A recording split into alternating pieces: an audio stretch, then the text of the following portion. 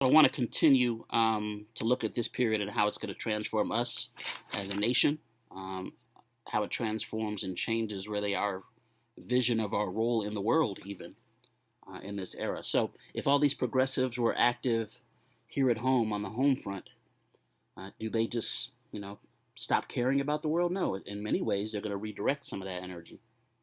Wilson himself, as you saw in the video, is very concerned that perhaps, let's move some of this out the way, that perhaps this war is going to derail him from his goals, right? That it's going to not allow him to do what he needs to do domestically.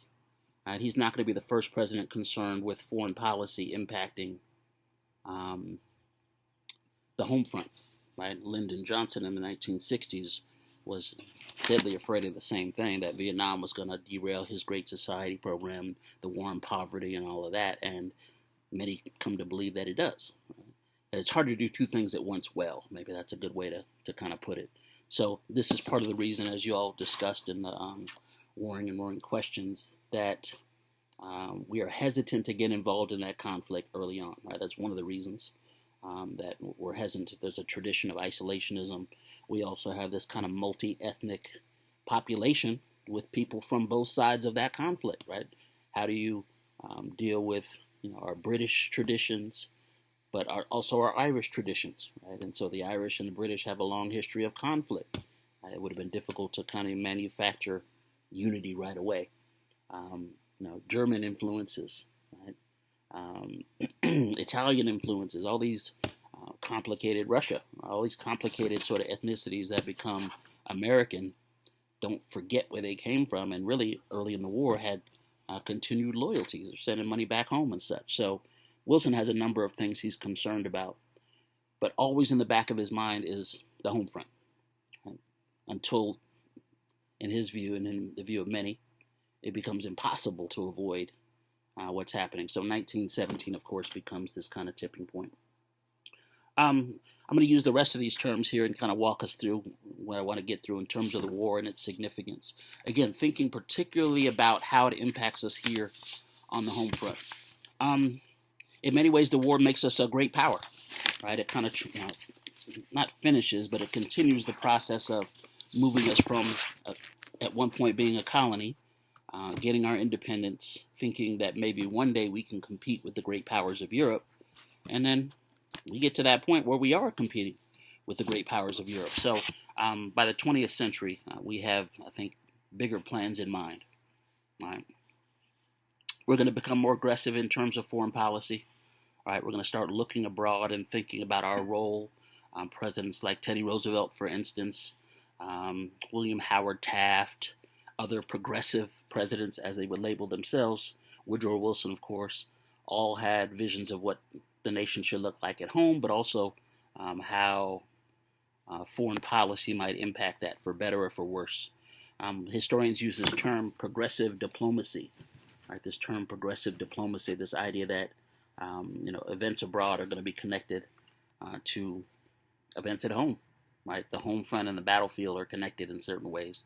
I guess is a simplistic way to do it. Now, many of these presidents have different views over how that should look, over how that should work. Roosevelt was very aggressive militarily. He says, you know what, we need to carry a big stick. Right? Speak softly, but carry a big stick. Where someone like Taft might think that capitalism itself, right, the power of our dollar can be our best weapon. So there's really different visions perhaps to achieve this, but there were similar goals in mind in terms of expanding our reach. So what does this entail? Well, maybe it's the growth of our economy, right? The commercial growth especially into our quote unquote our backyard, right? Mexico, Latin America in particular, we come to feel like that's our backyard and Europe should stay out of it, right? That's not a new idea. Some say it goes back to at least 1823 with the Monroe Doctrine, right, where we kind of warn Europe to stay out of our backyard in 1823, even before we were really prepared to back it up. Right? We were like, look, we'll stay out of your business, you stay out of ours. And if you don't, there might be trouble. Right? By this point, though, we're becoming more and more able to back that up. right, with economic and military power.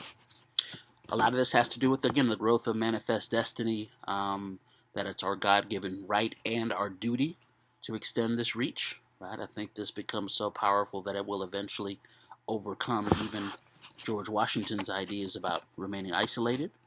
Right? Some feel that it's an economic necessity, right? That maybe capitalism itself requires you to expand and grow. Right? You produce all these products, who's going to buy them? Right? If they just sit on the shelf, then it's not working. And eventually capitalism itself might collapse, some would argue. And again, think about that in light of what happens by the end of the 1920s and beginning of the 30s, the Great Depression. Right? Some thought that maybe that was an inevitability. So we'll get to that, of course. But this period, I think, is really transformative in a lot of ways. Teddy Roosevelt plays a major role, and so the textbook talks a lot about him. He will increase our international visibility. He'll increase our kind of stature, our self-esteem in a way. In some ways, you can connect that back to Teddy Roosevelt's life himself, right? Of being a sort of early, sort of sickly in certain ways, but he will recreate himself and notions of manhood, and there are all these pictures of him on safari in Africa and other places, hunting, killing animals or whatever, to sort of demonstrate a certain manhood prowess that was more popular at that time. So some thought that was symbolic of the nation as a whole. And again, speak softly. Yeah, it's okay to speak softly, but make sure you have that big stick, right, to enforce what you want. We're going to see this in particular developments, right? Particular developments. For example, this big stick and speaking softly would apply to the Caribbean. Right? Again, you see this as part of our backyard. It's so geographically close to us. The Panama Canal. The Panama Canal is a good example of this. Since the 1880s, a number of British, French, and American companies wanted to build a canal. Right? It could cut through, it could facilitate trade and such. It becomes one of the top priorities for Teddy Roosevelt. It becomes a kind of a tangible accomplishment, right? You can kind of see, once it's done, you can see that you've done something, right? And it also has tremendous economic and political benefits. So how's that going to happen? How are you going to build a canal in another part of the world outside of your country? Well, maybe you can use diplomacy, right? Negotiate. Colombia will reject the offer of the U.S. to build a canal in 1903. So in response, we would help fuel the revolt of the nation of Panama. Right? Help Panamanian independence. Kind of in making that deal, we get access to the land to build the Panama Canal. Again, many come to feel like this is in our national interest. But again, you can see how that's very different than what Washington was talking about in terms of staying at home. It's a shift. It's a shift in foreign policy. That's a shift in foreign policy. U.S. warships will move into the region, right, to support the Panamanian independence movement. And Panama will sign a treaty giving the U.S. full sovereignty, to use Benedict Anderson's word, right? We get full sovereignty over a 10-mile wide canal zone. So we get, land and access to it as a result of this. The canal will open in 1914, the very same year that the Great War begins. Right, the very same year the Great War begins, 1914. It's a major technological accomplishment. It gives us in the U.S. a major economic, political, strategic advantage. Right, it's a shortcut to sort of move ships and trade and such in an era before airplane travel and all the other travel that we've come to accept as a given. That this is the way things move. It takes 8 years to build this canal. Costs at least hundreds of sort of poorly paid workers their lives. I had one grandparent that worked on the Panama Canal, as a matter of fact. Talked about some of that. So it's a tremendous cost in a lot of ways, but we'll definitely come to feel like it's worth it.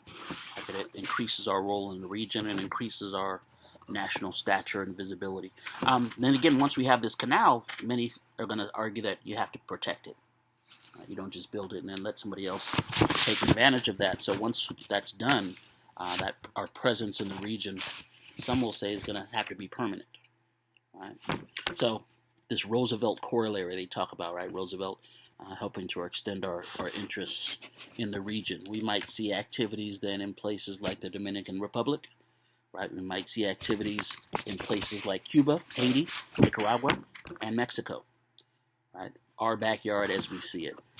But again, think about how that may cause conflict, that may cause tension with some of those neighbors. We'll also push for a quote-unquote open door policy, right? An open door policy in Asia to try to open up Asia for trade. That's been long been a contentious issue between those two parts of the world. But we'll start to see more in that area. Roosevelt, accomplishes a lot and also showed a willingness for us to, flex our muscles a bit militarily if need be. Whereas, again, I mentioned Taft, William Howard Taft, had a bit of a different vision. He wanted to use economics, right? Economics as the kind of weapon, sort of a carrot and a stick, right? You can work with us, you can benefit economically. If not, be hurt economically speaking. Under Taft, investment in Central America will grow tremendously, right? So in 1908, a few years before the Great War breaks out, we had about $41 million invested in Central America. Right? That, by the time the war comes 6 years later in 1914, we have $93 million invested. Right? So investments grow tremendously in a very short period. Maybe that's a tipping point, right? Maybe that's a sign of things to come. Taft will call this dollar diplomacy. I think I have that term here. Dollar diplomacy, right? The ability to use economics and for political purposes, perhaps, as well as economic purposes. But it's going to have implications, right? Our attempts for example, to invest more in China will scare Japan, right, into a treaty with Russia. It starts to have a ripple effect as people start to see this growing power in the West called the United States. And eventually you start to have a slow deterioration of relations with Japan that eventually will lead to World War II. So some see the seeds of that conflict going back maybe 3 decades or more. Again, Woodrow Wilson comes into office, and we pay a lot of attention to him. He's really significant, both in terms of leading the U.S. through the war, and I think in some of the accomplishments that are going to happen here at home. He had a specific vision for the war. Remember, he had 3 years to kind of see Europe tearing itself apart and really resisted joining the conflict. And when he does join, he says we have to enter only with certain conditions, right? Only with certain conditions. And those conditions were really based on his progressive goals for the war. So I'll just say a couple of things about that. It comes up in the textbook. I don't feel like I have to belabor it too much. But again, Wilson is primarily concerned with the domestic issues, right? Constantly, though, he's going to be pushed to deal with foreign policy. Even before the war, he's looking at relations with Mexico and, trying to insert himself perhaps in those discussions. Again, does that violate their sovereignty? Does that violate our traditions? You could argue that our traditions are already changing in that period. Wilson often use certain language of civilization, the language of Christianity and such, the language of manifest destiny in a sense. He talked about American capitalism as being a great gift for the rest of the world, right? Almost that it would be selfish for us to keep that gift for ourselves, that it was a moral crusade we were prepared to fight. But politics always complicate things. Our policies toward Mexico would foreshadow some of the difficulties coming in World War I. Mexico, as our immediate neighbor, aroused our interest even before the war. Mexico has its own revolution that's happening, and so we come to want to take a side in that revolution. We come to support those individuals that we thought might be beneficial for us, economically or otherwise. So that will involve some intervention. In 1911, the Mexican Revolution will overthrow Porfirio Diaz, who many saw as corrupt and a dictator. And this kind of opens up things for some new leaders to be put in his place. U.S. business leaders, though, come to feel like they could lose, right, if the wrong side wins. For example, if nationalists win, what happens if the nationalists come to power in Mexico and decide that they don't want foreign investment? At the time, we have tremendous investment opportunities and already placement in Mexico. I'll give you a statistic of what I mean. Some say that we've already come to dominate the Mexican economy by the time the revolution in Mexico comes. By 1910, right, 4 years before the Great War, by 1910, American companies owned 25% of Mexican land. All right, so 4 years before the war, we kind of already owned a fourth of the country of Mexico, including 50% of its coastlines and border areas. All right, so we have a heavy presence, and some within Mexico are like, well, wait a second, if we're fighting a war for independence, should that also mean economic independence? But you can think about the American perspective on that and protecting American interests and business and such. There's going to be some conflict. Right? There's going to be some conflict. So you have other leaders come up who are not necessarily popular with American business leaders or American government, like Francisco Madero, for instance. Can't talk today.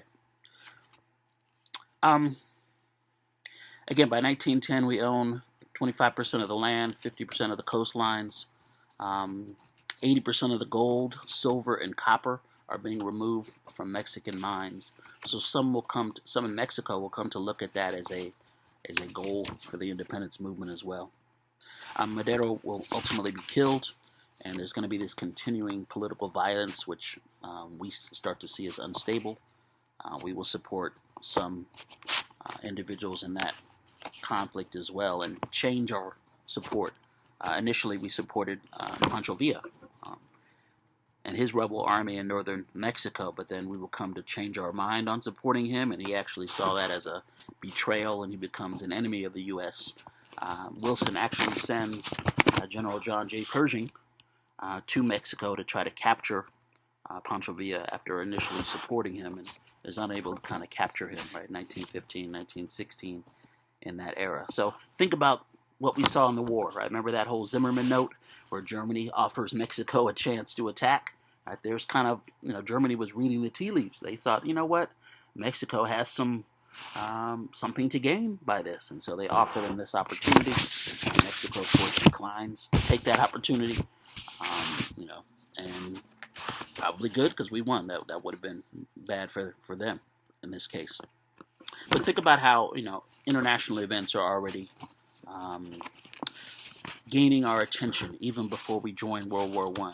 Eventually, Pershing will be recalled, and he's going to be the leader of the American Expeditionary Force in World War I.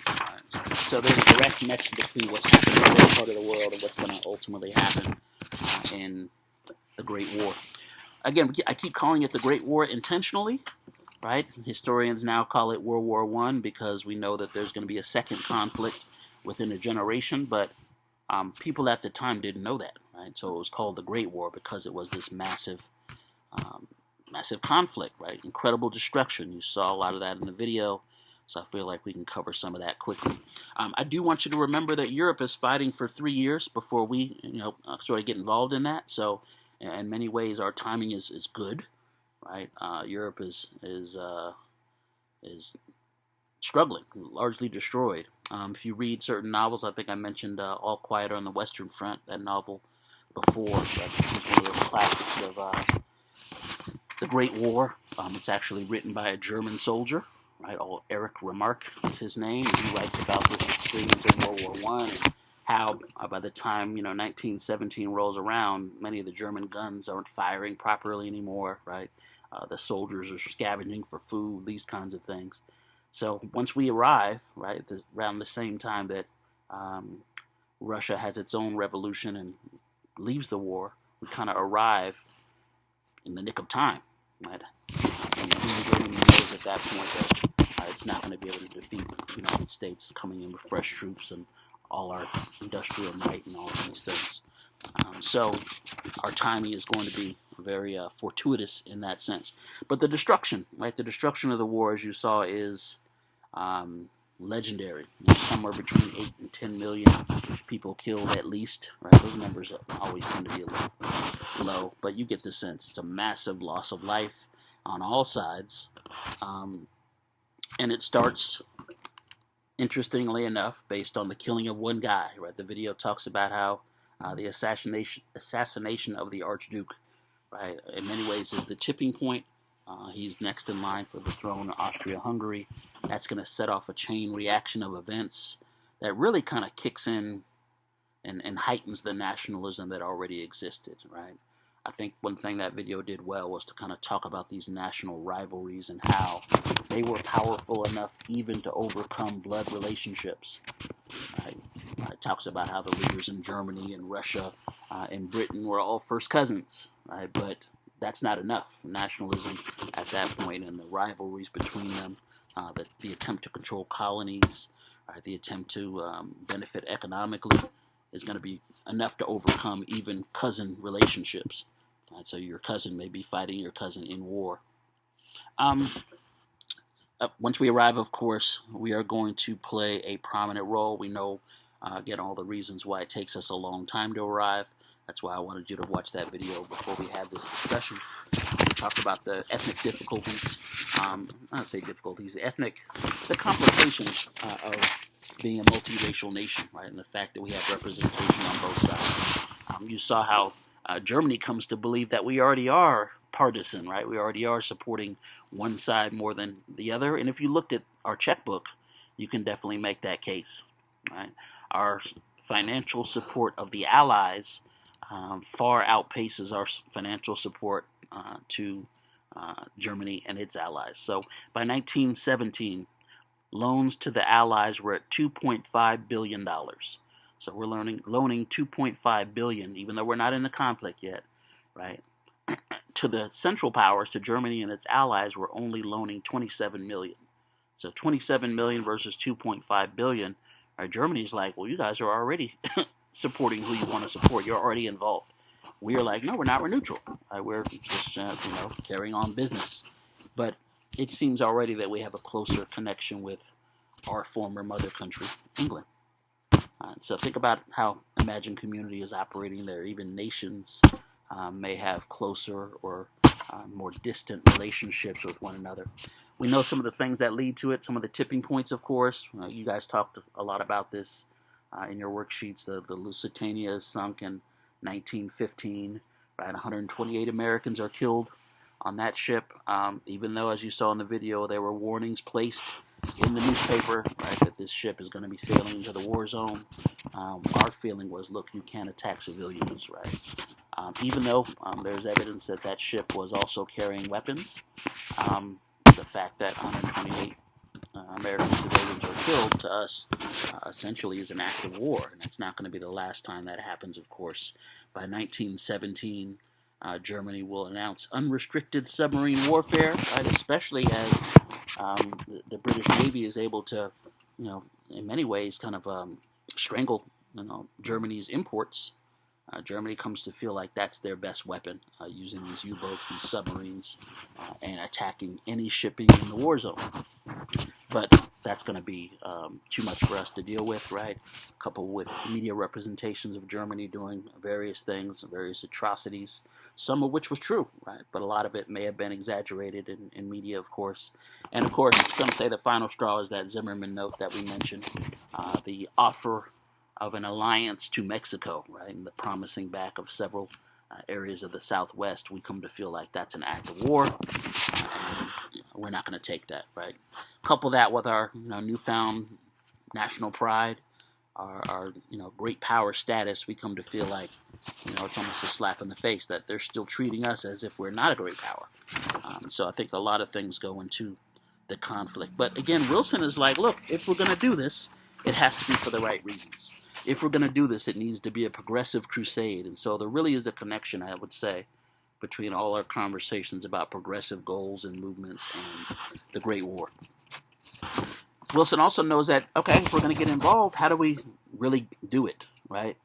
Germany had calculated that they can open unrestricted warfare in 1917, especially with Russia leaving, which then closes down the Eastern Front.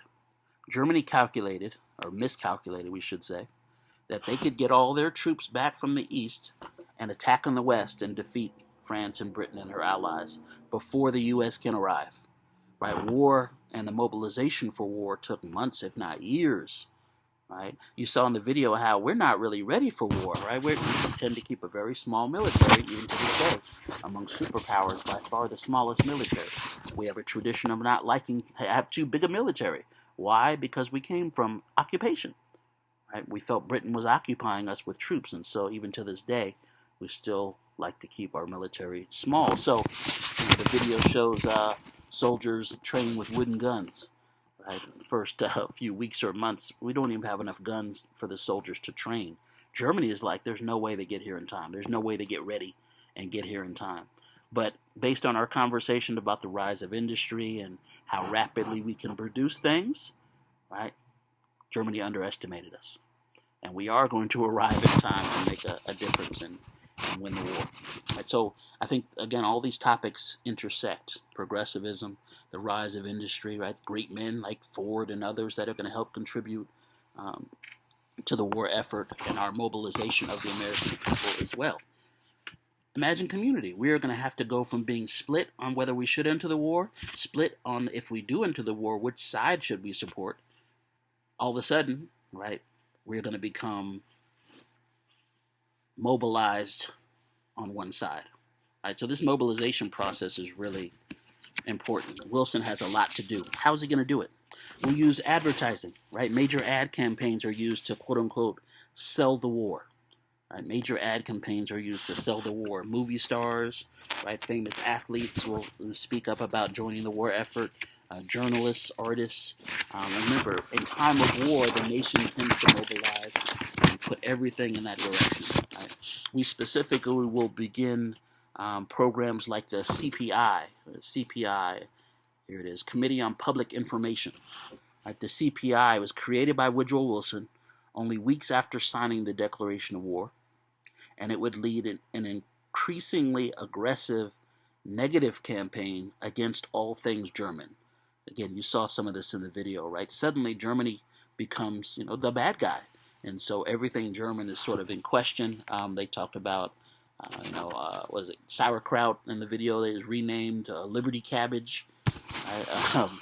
This everything, right? Everything having to do with German. They talk about how German is not taught in public schools for a few years. Right?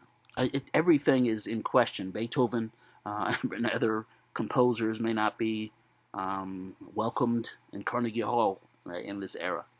We'll see this later also in the Cold War, right? How culture itself is highly political. And that's one question I want you to think about actually when you're watching the video I asked you to watch, the Strange Fruit. I want you to think about the intersections of culture and politics. We tend to think of those two as separate, right? We tend to think of politics as who's voting, who you're voting for, that kind of stuff, what party you are. We tend to think of culture as music or food or religious practices or how a nation's families organize themselves, right? But I want you to think about how the two intersect and how culture often is very political. You can see it in this. Right, the CPI would urge ethnic Americans to kind of abandon old world loyalties. Right, those millions of German immigrants that had been sending money back to Germany suddenly stop. Right, why? Because their nation asked them to. Well, what if you're first generation German American and your mother still lives in Germany? Right, and you're her beans of support, or your cousins, right? That's a difficult ask, but patriotism is so powerful that that's what happens. Right? Sort of not sever them completely, but at least put them on hold, right? The push is to become unhyphenated Americans, at least for this time. There are some campaigns against German Americans, but nothing like we'll see in later conflicts as well. Right? So again, Wilson looks at this as a tremendous moral crusade. He realizes that the nation has to mobilize everything if we're going to win the war, and that causes certain tangible changes here at home. For example, the Selective Service Act. Right, the Selective Service Act. Some of you, be very familiar with this Selective Service Act. When war was declared, there were only 200,000 men in the army. 200,000. Many of the nations of Europe have millions, right, already on the ground. So we know that we're not prepared. How are we going to get that manpower? Selective Service Act. In previous conflicts, there had been difficulties with the draft. Right? Difficulties with the draft. A nation that considers itself free, sometimes individuals may define freedom differently, as we've seen. So what happens in a civil war, for instance, in our Civil War, when it was possible for the wealthy to pay, say, $300 and opt out, have someone else take their place? Is that patriotism being spread evenly, right? Is that democratic? We come to find difficulties with that. There would be major draft riots during the Civil War in northern cities because of the nature of the draft and because of the fact that it seemed to be becoming more about freeing slaves. Right? 1863 was a bloody year in places like New York City. So to avoid that, we see the Selective Service Act, an opportunity to try to make this process more democratic. So the Selective Service Act is introduced. It provided for the registration and classification for military service of all men between the ages of 21 and 35. So the idea is you're going to spread this responsibility equally. It's supposedly, at least, not going to be based on class, right? Not going to be based on, these other issues. You want to avoid the widespread opposition that had occurred during parts of the Civil War. So this provision does not have the unpopular rule where you can pay for a substitute, right? On June 5th, 1917, 10 million men registered for the draft. So folks will respond to the call. By the end of the war, 24 million had registered. Right? We had 200,000 when the war begins, and through the Selective Service Act, we can get 24 million folks registered in a short amount of time. Again, Wilson brings John Pershing and appoints him commander of the American Expeditionary Force. The junior high school I attended here in San Diego was Pershing Junior High School, right, named after John J. Pershing. But Pershing is reluctant to just send Americans in. He knows we're not ready. Right? He wanted soldiers to have 6 months of training before they were sent, and so the troops really don't arrive until early 1918. He says you're going to send them to slaughter otherwise. 8 months later, the war will be over, but we, of course, play a major role in those last 8 months, and we're on the winning side, so that's going to be good for us. In all, more than 52,000 Americans would die in battle. Right? 52,000 Americans die in battle. Another 60,000 died of disease, influenza, pneumonia, many of them before leaving training camp. So more actually died from disease on the American side. 200,000 are wounded. Right? Those numbers seem like massive, and they definitely are for those impacted, but nothing compared to what Europe would lose. Again, the total 10 million, right? And wounded is even more. Russia might have 9 million killed and wounded by itself. So this is going to be massive in terms of its impact on Europe, and it's going to be transformative for us as well. So think about how the global, the foreign policy issues impact us here. Think about how changes already happen here in terms of government and its role. We start to rethink the role of government. Right? What does government do? What is it responsible to do? We're going to see literally the growth of government as we have been seeing throughout this whole period. Literally more folks working in government and involving themselves in the daily lives of individuals. Right? Wilson knows that in order to win the war, he has to mobilize the home front. That it's not going to happen otherwise. So you see a number of things created, a number of aspects of government control that would have been unheard of. Would have been unheard of previously. For example, the WIB, the War Industries Board. In the summer of 1917, Wilson establishes the WIB, or the War Industries Board. It will organize the mobilization effort, right? It will organize the industrial mobilization effort for the war. So this is government involving itself in the economy. Again, this is, for some, it sounds like socialism, right? It sounds like communism and some of the things that they would fear after the war. But Wilson and others realized that it was necessary. right? You have this national crisis. You have to involve government more. Think about these questions because these remain important. After the war, the Red Scare, during the Great Depression, right? We'll debate and discuss the governmental response to the Great Depression, or think about it in relation to today, right? In dealing with something like COVID. What do we expect government to do? What are we not willing to allow government to do? These moments of national crisis have always challenged Americans. So the War Industries Board is maybe a template for what we'll see later on. It's going to be a major factor in expanding the role of government. Right? It had the power to do things like convert factories to war production. Right? So Henry Ford producing those Model Ts, or Albert Gary of U.S. Steel are convinced to quote-unquote voluntarily cooperate. So Henry Ford gets a knock at the door, and they say, hey, you're going to make tanks now. And Henry Ford's like, no, I don't think so. We're doing good this year. This new Model T is going to sell really well. And this official might say, we're not asking you. Right, this is a moment of national crisis. You need to contribute to the war effort in this way. So this is, increased government intervention in a sense. So that's the War Industries Board. In August of 1917, Congress will pass the Food and Fuel Act. Food and Fuel Act. I see these terms have run out, so I can actually I can update it and give you the full list here in a sec. The Food and Fuel Act does pretty much what it said. Right? It's going to involve the government in food and fuel production, and regulating and deciding, I guess, how much food is going to be used, who's going to get it, how much should be produced. So here's Food and Fuel Act is also passed in 1917. A guy named Herbert Hoover would head up the Food Administration, controlling how much is produced and where it goes.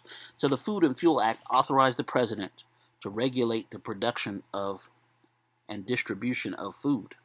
Now again, that sounds to many like government control of the economy. It does not sound like a kind of laissez-faire American tradition, right? Capitalism's about individuals and these sorts of things, but it's time of war. So think about how this may set a precedent for what we see later. Herbert Hoover would impose price controls, right, to sort of make sure that we're producing enough food at the right price. You might see things like rationing, right? You hear about meatless Mondays, right, where you're not supposed to eat meat so that can go to the troops. Right? But again, is that an infringement on certain rights and freedoms? Change in tradition? Perhaps for many it might be. This will help the Allied war effort, of course. Yet it may change also how we look at government forever. The war's expensive, right? The cost of the fighting is going to be around $33 billion, which requires huge government spending, increases in taxes, so on and so forth. We'll sell Liberty bonds. We talked about the Liberty bonds when we talked about the Bisbee deportation, right? Citizens can buy bonds, essentially invest in the war effort. So this could be your way of contributing to the war effort. But you also see the federal debt jump. Right, we know all about federal debt now, but at the time, the federal debt would jump from $1 billion in 1915. In 1915, our debt was only $1 billion. By 1920, it would be $20 billion. So from $1 billion to $20 billion in about 5 years. War is expensive. Right, war is expensive. It's also going to mean tremendous expansion in profits for industry. Again, we saw this with the Bisbee deportation, right? The copper industry and other industries that are going to benefit from this. Ford Motor Company will increase its workforce. GM will increase its workforce in this period. Farm products. Farmers are producing more food than ever before. This is actually going to become an issue, as we see, coming to the Great Depression, and some say one of the causes for the Great Depression. Okay, we'll just wrap up here. Think about how the war ends and how there are going to be long-term implications from this. The war ends and there are long-term implications. We talked about how in the Bisbee deportation, some of these labor unions look at this as the correct moment to strike. Right? This is perhaps the best moment to try to increase the position of workers, get safer conditions, higher wages, right? They feel like everybody's making money except them. And so they need to strike while the iron is hot, I guess would be a way to say it. Organized labor's power does grow during World War I. But it's never going to be equal to the power of business. In this era, never going to be equal to the power of government, but workers do increase their power. Workers' wages rose. The number in trade unions would rise, especially those affiliated with organizations like the AFL, American Federation of Labor. So talked about them previously, Samuel Gompers and the AFL. Gompers pledged the AFL to be patriotic, and so this positions these workers well in time of war. Samuel Gompers actually gets appointed to a governmental position with the National War Labor Board, the NWLB, National War Labor Board. Hard to say. The NWLB is kind of like a Supreme Court for business, right, to resolve labor disputes, and so Samuel Gompers has a voice in that. Now, in the Southwest, as we saw, there may be other implications of this as well, kind of our backyard. Right, wartime labor demand in the Southwest will temporarily ease restrictions against the movement of Mexicans into the U.S. And so this is an interesting one of these moments where suddenly tremendous labor is required if we are going to win the war effort. So you see a relaxation of restrictions against immigration of certain groups.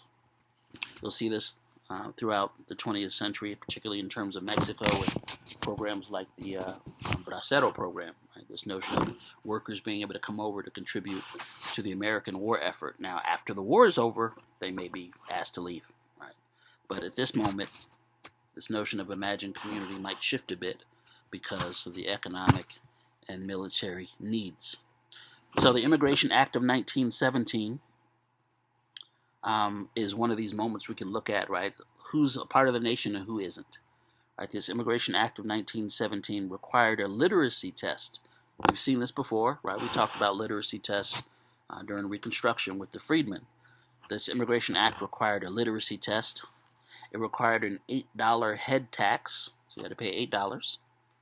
And this had cut Mexican immigration in half, right? But employers complained about this. They're like, look, we don't have the workers we need. You need to do something about this law. Responding to these protests, in June 1917, the Department of Labor would suspend the immigration law for the rest of the war. So they decide, okay, we're just going to take that off the books for now. Right? And they would also negotiate with the Mexican government directly, permitting 35,000 Mexican workers to enter the U.S. Right? Employer pressure would actually keep these things in place until 1921 or so. Right? The need for labor in the Southwest particularly has always put business in an interesting position on such laws. The war did help the AFL, but it would actually undermine some of the other more radical unions in a way. We sort of saw this with the Warring and Roaring video. Think about the crackdown at the end of the war, particularly on certain unions. Think about what you saw with the Bisbee deportation and the IWW, the Wobblies, right? That come to be seen as maybe influenced by communism or anarchists or radicals in some way. This backlash is really important as well as we think about the post-war period. Right, the IWW had grown early during the war, but shortly after the vigilante attack in Bisbee, Arizona, Wilson's administration would respond and start cracking down on them. Justice Department agents working under the Espionage Act would crack down on IWW offices in 60 towns and cities. More than 300 of them would be arrested.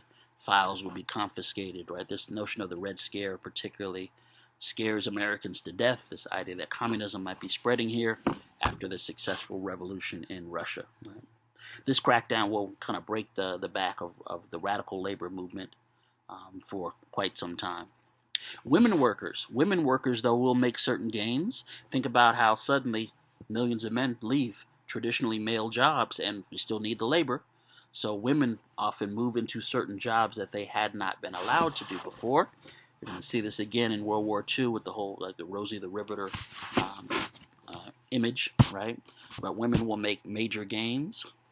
For many of the 8 million women already in the labor force, the war is a chance to switch from kind of low-paying jobs to like domestic service and housekeeping and such to higher-paying war work.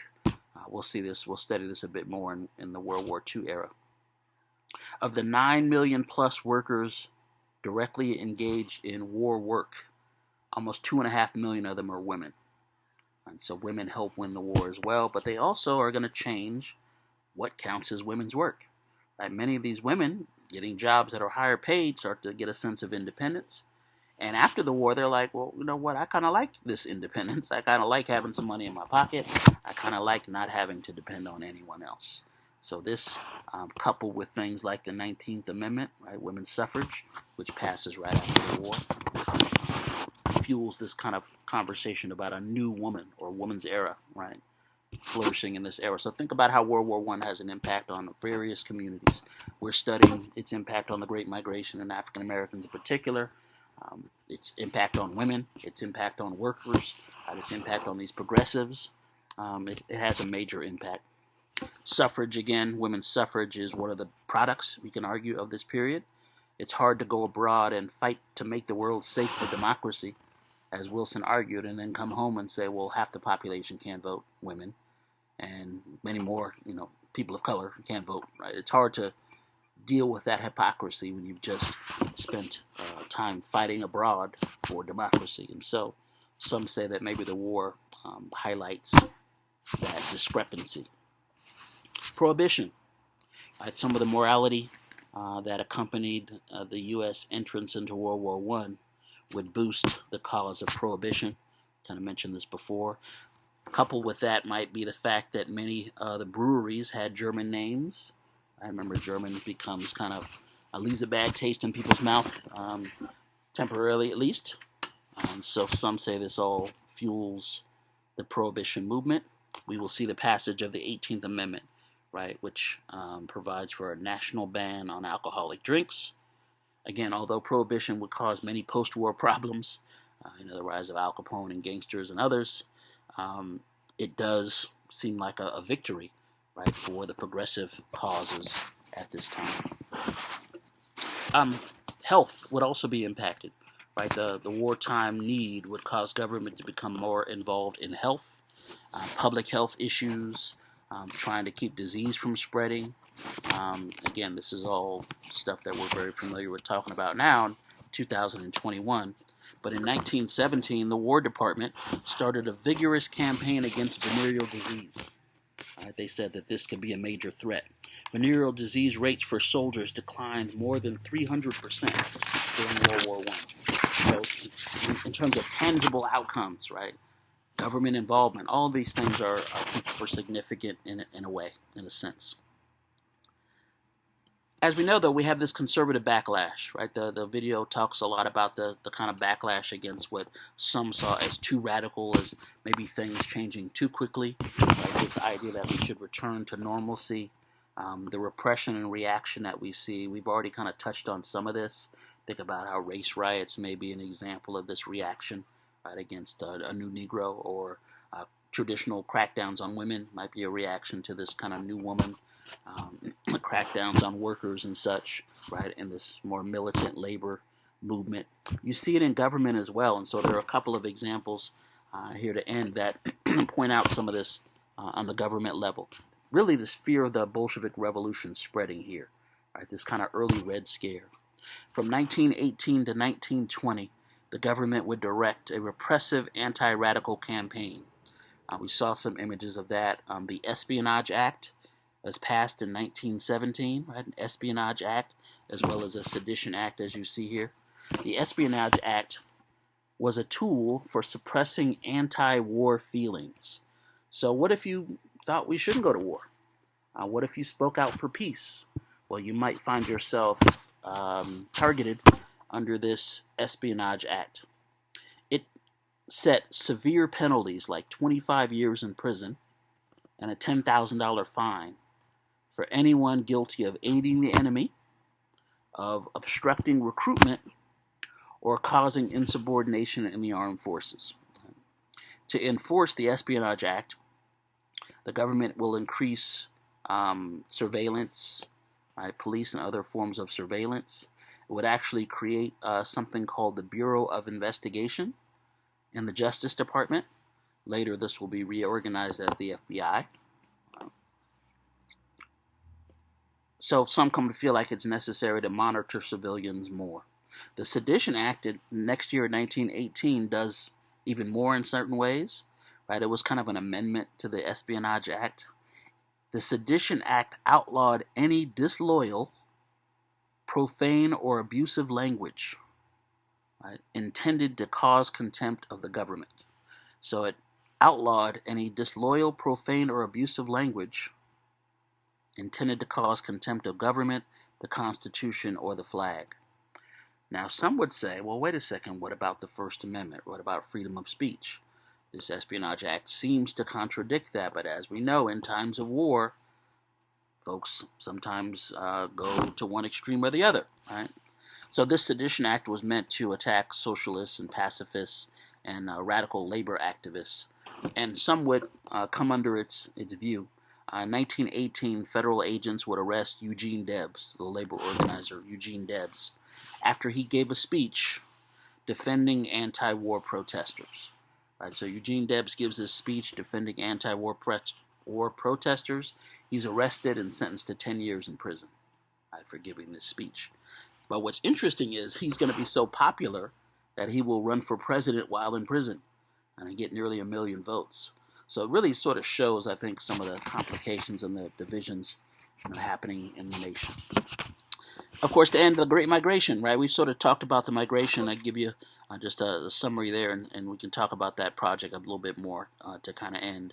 Right? Think about the economic opportunity that the war brings and how it literally is going to change the face of these American cities, right, in a way that you all are exploring. It triggers the massive migration of this sort of rural black population to northern cities and later even more to western cities. Right? From 1914 to 1920, maybe 500,000 blacks left the rural South. Right? Chicago's population increases 150%. Detroit's increases 600%. Right? Some of those statistics we saw. Now, lynching and other violence is a factor, but also the pull factor of these good-paying jobs, right, cannot be underestimated. We've seen some of the race riots and things of this era. Two of the worst race riots in U.S. history would occur as a result of this migration and some of the tensions then brewing in the North. So some of you that are arguing that the migration was not beneficial often point out how it seems to trigger a backlash in the North. There are riots in northern cities when all these folks arrive. East St. Louis in 1917, Chicago in 1919, and some other cities later, as we will see. So some argue that we won the war, but did we win the peace? That becomes one of the major questions. Did we win the peace? Even in Wilson's own evaluation, some argue whether or not he got what he wanted. Remember, Wilson enters this conflict as a progressive. He lays out specifically 14 points that he thought we had to accomplish in order for this to be a success, right? 14 points. But many of them are not going to come to fruition, right? He wanted things like a League of Nations, right? He wanted to establish this organization of nations, right? This international organization that would stop war forever. The idea was, if you had 200 nations all in a meeting room and one nation attacked another, then 198 other nations would defend that one nation. So this would end war. It seems like easy math. One nation would never, dare to attack another because all these other nations would forbid it. But although we are becoming a global society, you can argue that nationalism seems to always win out. Remember, as Anderson said, the first week of our conversations seemed like, although we thought nationalism was over, it wasn't. And so the League of Nations will not, actually it gets founded, but we don't even join it. Right? The author of it is Woodrow Wilson, but we decided to opt out because we didn't really want other nations kind of telling us what to do. And it seemed like a violation of our national interest. Now, some say this is going to be the blueprint for a later United Nations, right? But at this moment, at least, doesn't seem like folks are ready for it. Woodrow Wilson called for national self-determination. Right? He called for the end of colonies. So some former colonies are very excited about this, especially some of the nations in Asia and Latin America and Africa that are being ruled by Europe largely at this point. They come to feel like, man, this Great War can kind of end that situation. It's not really going to do that, right? What it's going to largely do is take away the colonies of Germany and their losing allies and give them to folks on the winning side, Britain, France, and we see a larger move by the U.S. So some say that didn't necessarily come to fruition either, that self-determination. It is going to redraw the map. You're going to start to see new nations, old nations dissolve and new nations come into being, and so we can talk about that. We can talk about the lingering impact of the Russian Revolution as well, the Bolshevik Revolution, and part of it is going to be our fear of that revolution spreading here. We can see that in the video and elsewhere. Think about the Palmer raids, right, under Attorney General Palmer, to crack down on anyone seen as radical, which is going to last until the 1920s, of course.